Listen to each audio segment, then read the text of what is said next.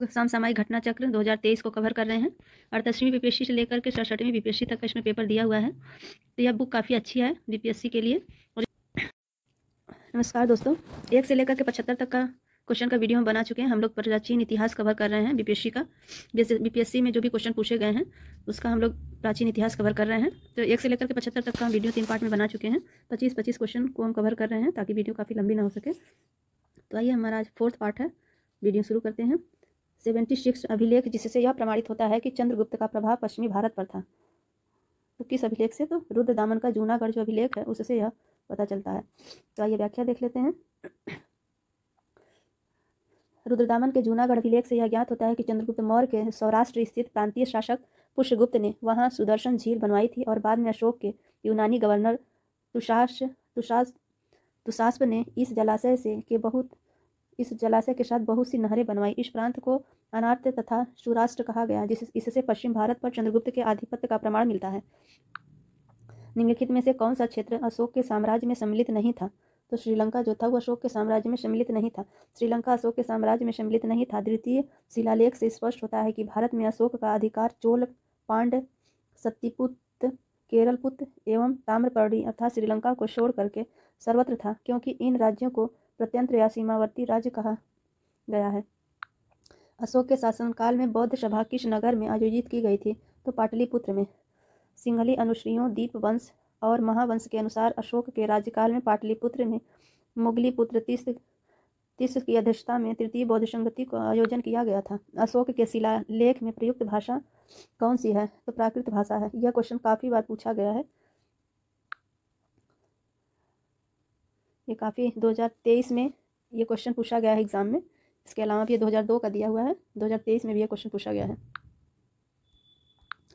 अशोक का इतिहास हमें मुख्यतः उसके अभिलेखों से ही प्राप्त होता है। उसके अभिलेखों का विभाजन 3 वर्गों में किया गया है: शिलालेख, स्तंभलेख, गुहालेख।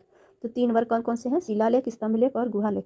शिलालेख 14 विभिन्न लेखों का समूह है जो 8 भिन्न भिन्न स्थानों से प्राप्त किए गए। यह स्थान है: पहला शाहबाजगढ़ी, मानसेहरा, कालसी, गिरनार, धौली, जौगढ़, एर्रगुड़ी, सोपारा। अशोक के अधिकांश अभिलेख प्राकृत भाषा में ब्राह्मी लिपि में लिखे गए हैं। केवल 2 अभिलेखों अशोक के अधिकांश अभिलेख प्राकृत भाषा में ब्राह्मी लिपि में लिखे गए हैं। केवल 2 अभिलेखों शाहबाजगढ़ी एवं मानसेरा की ब्राह्मी लिपि न होकर के खरोष्टी है। तक्षशिला के अरामेयिक लिपि में लिखा गया एक भग्न अभिलेख सेकुना नामक स्थान से यूनानी तथा अरामेयिक लिपियों में लिखा गया द्विभाषी यूनानी एवं सीरियाई भाषा अभिलेख तथा लघमान नामक स्थान से अरामेयिक लिपि में लिखा गया अशोक का अभिलेख प्राप्त हुआ है। सीरियाई भाषा अभिलेख तथा लघमान नामक स्थान से अरामेयिक लिपि में लिखा गया अशोक का अभिलेख प्राप्त हुआ है। निम्नलिखित में से प्राचीन भारत की कौन सी लिपि दाहिने से बाएं की ओर लिखी जाती है? तो वह है खरोष्टी लिपि। प्राचीन भारत में खरोष्टी लिपि दाएं से बाएं लिखी जाती थी। इसे पढ़ने का श्रेय मैसन, प्रिंसेस, नोरिस लैसेन, कनिंघम आदि विद्वानों को है। यह मुख्यतः उत्तर पश्चिम भारत की लिपि है। अशोक के धम्म का मूल संदेश क्या है? अशोक के धम्म का मूल संदेश क्या है? उपयुक्त में से कोई नहीं। अशोक धम्म अर्थात धर्म एक नैतिक संहिता थी। अशोक अपने दूसरे और 7वें शिलालेख के माध्यम से संदेश देता है: अपा सिनवे बहुकायाने दया दाने सचे सोचये मायदे साधवे च। अर्थात कम पाप करना, कल्याण करना, दया दान करना, सत्य बोलना, पवित्रता से रहना, स्वभाव से मधुरता तथा साधुता बनाए रखना। इस प्रकार अशोक धम्म के मूल संदेशों में शांति और अहिंसा, बड़ों का सम्मान तथा धार्मिक सहनशीलता निहित है। अतः सही विकल्प ई होगा। केवल वह स्तंभ जिसमें अशोक ने स्वयं को मगध का सम्राट बताया, भाब्रू स्तंभ। बैराट स्तंभ लेख में अशोक ने स्वयं को मगध का सम्राट बताया। प्रियदसी लाजा मगधम संघम अभिभादेतुनम आहा अपाबा धतम च। यही अभिलेख अशोक को बौद्ध धर्मावलंबी प्रमाणित करता है। अपने अभिलेखों में अशोक समानता किस नाम से जाने जाते हैं? तो अपने अभिलेखों में अशोक समानता, प्रियदर्शी, सामान्यतः प्रियदर्शी नाम से जाने जाते हैं। अशोक के अभिलेखों में सर्वत्र उसे देवनाम प्रियदर्शी देवताओं का प्रिय अथवा देखने में सुंदर देवनाम प्रियदर्शी तथा राजा आदि की उपलब्धियों से संबोधित किया गया है। पुराणों में उसे अशोक वर्धन कहा गया है। कौटिल्य के अर्थशास्त्र में किस पहलू पर प्रकाश डाला गया है? तो राजनीतिक नीतियों के।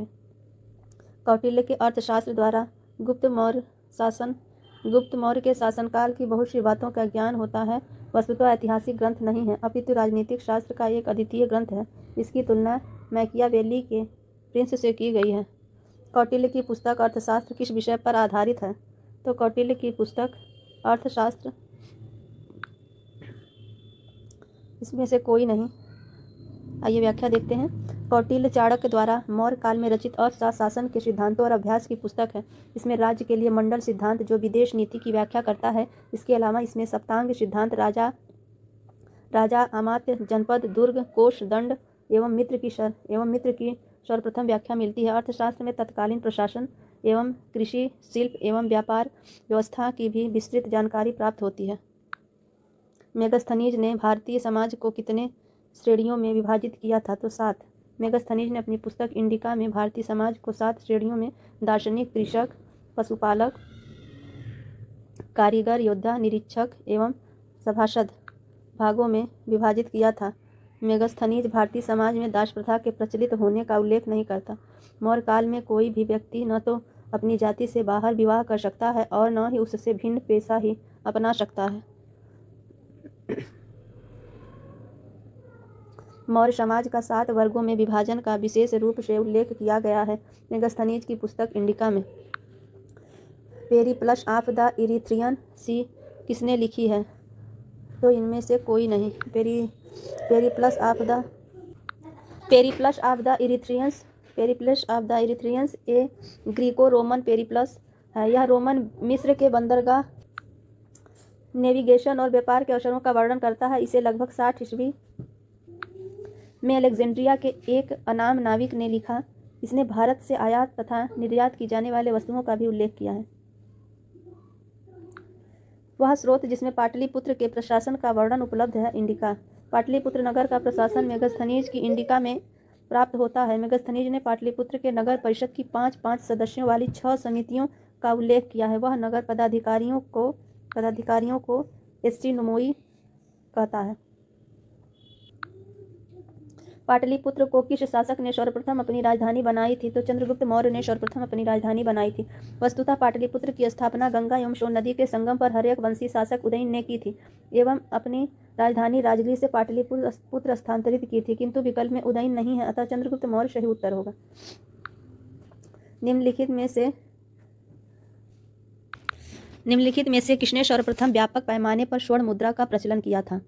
तो किसने किया था? आइए देखते हैं। तो बीमा कदफिशियस ने किया था। कुषाण शासकों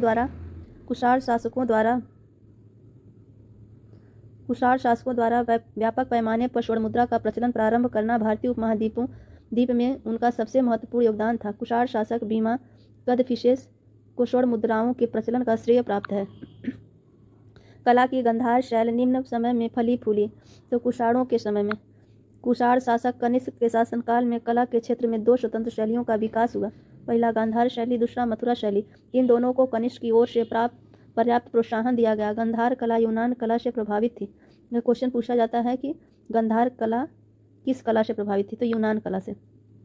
निम्नलिखित में से किस शासक ने चतुर्थ बौद्ध संगति कश्मीर में आयोजित किया? तो कनिष्क ने। बौद्ध धर्म की चतुर्थ संगति कुषाण शासक कनिष्क के राज्यकाल में कश्मीर के कुंडल वन में हुई थी। इसकी अध्यक्षता वसुमित्र ने की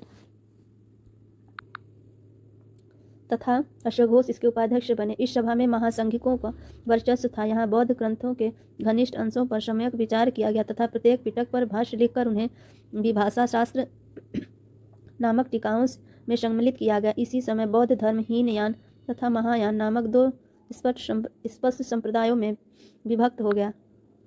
शुंग वंश के बाद किस वंश ने भारत पर राज किया था? तो शुंग वंश के बाद कण्व वंश ने, कण्वा वंश जिसे कहते हैं। शुंग वंश का अंतिम राजा देवभूति अपने अमात्य वासुदेव के षड्यंत्रों द्वारा मारा गया। वासुदेव ने जिस नवीन राजवंश की नींव डाली वह कर्ण अथवा कण्वायन नाम से जाना जाता है। शुंग वंश के समय यह भी ब्राह्मण वंश था। राजा खारवेल का नाम जुड़ा है। अगला क्वेश्चन है 95। राजा खारवेल का नाम जुड़ा है, किससे जुड़ा है? तो राजा खारवेल का नाम हाथी गुफा लेख के साथ जुड़ा है।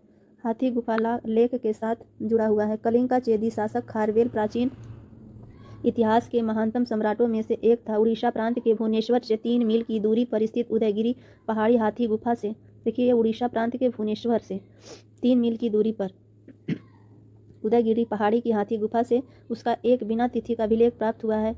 इसमें खारवेल के बचपन, शिक्षा, राज्याभिषेक तथा राजा होने के बाद से 13 वर्षों तक के शासनकाल की घटनाओं का क्रमबद्ध विवरण दिया गया है। अभिलेख खारवेल का इतिहास जानने का एकमात्र स्रोत है। नगरों का क्रमिक पतन किस काल की एक महत्वपूर्ण विशेषता थी? तो गुप्त काल। गुप्त काल में नगर क्रमिक पतन की ओर अग्रसर हुए। संपूर्ण गंगा घाटी जो शहर पहले अत्यंत समृद्ध अवस्था में थे, उनमें से अधिकांश को गुप्त युग में या तो त्याग दिया गया या वहां के आवासन में पर्याप्त विघटन हुआ। पाटलिपुत्र जैसा महत्वपूर्ण नगर भीमसांग के आगमन तक गांव बन गया। मथुरा जैसा महत्वपूर्ण नगर एवं कुम्हरार, सोनपुर, सोह, गौरा और उत्तर प्रदेश में गंगा घाटी के अनेक महत्वपूर्ण केंद्र ह्रास के ही प्रमाण प्रस्तुत करते हैं। निम्नलिखित में से कौन सा बंदरगाह गुप्त काल में उत्तर भारतीय व्यापार के लिए उपयोग किया जाता था? उपयुक्त में से कोई नहीं।